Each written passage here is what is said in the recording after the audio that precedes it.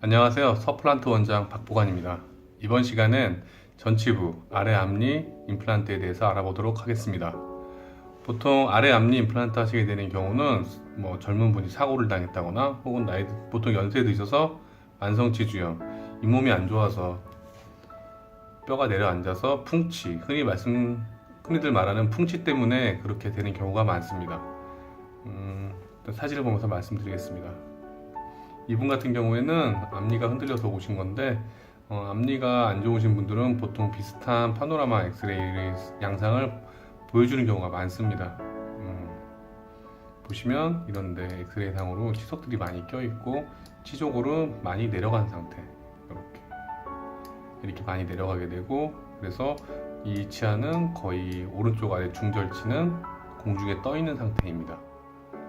그래서 이분은 보통 오시면 치아 한두 개 정도 발치를 생각을 하시는데 보통 엑스레이를 찍어보면 이렇게 되어 있는 경우가 많습니다. 근데 물론 다 그런 건 아니고 이제 치아를 얼마큼 발치하는 게 좋을지 전략적으로 고민을 해봐야 되는데, 이분 같은 경우에는 치아 동요도나 엑스레이 치조골 상태로 봤을 때 앞니 4개는 같이 발치하는 게 좋겠다 라고 설명을 드렸고, 환자분도 이에 동의를 하셔서 진행을 하게 되었습니다.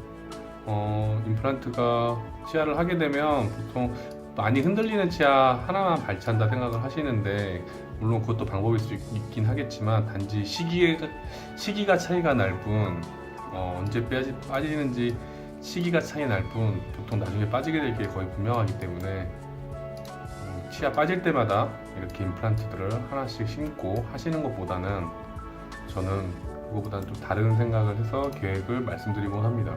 어쨌건 이분은 4개를 다 발치를 했고, 오셨던 날 CT 촬영을 했고 치조골 상태를 확인을 했고, 그리고 나서 임플란트를 식립하게 되었습니다.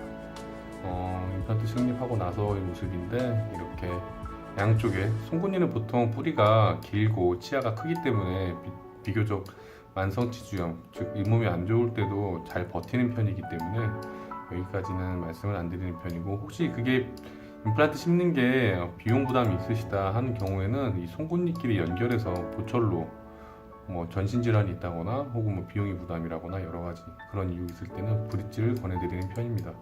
이렇게 해서 치아를 하게 되고, 그렇게 해도 충분히 쓰시는 데는 지장이 없습니다.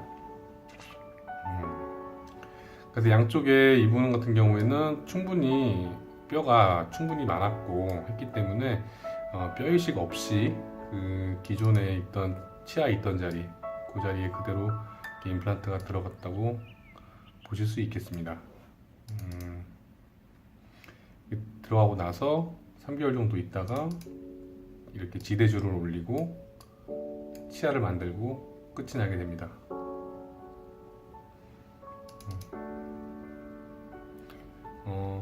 치아가 빠질 때마다 하나씩 심는 게 왜 합리적이지 못하냐면, 전체 임플란트를 만약에 치아가 하나도 없는 분이라고 해도 보통 임플란트는 아래턱 같은 경우에는 송곳니에 하나, 4번 치아에 하나, 6번 치아에 하나, 이렇게 해서 양쪽에 총 6개를 심는 경우가 많은데요. 이렇게 심어도 되는 경우이기 때문에 앞니, 송곳니 자리에 2개 심어서 앞니를 만드는데 치아가 전체가 없는 분도 이렇게 만들기 때문에 앞니 같은 경우에는 두께에 상관없이 얇은 거 2개 혹은 뼈가 충분히 두껍다면 두꺼운 거 2개 이런 식으로 심어서 해결하실 수가 있습니다.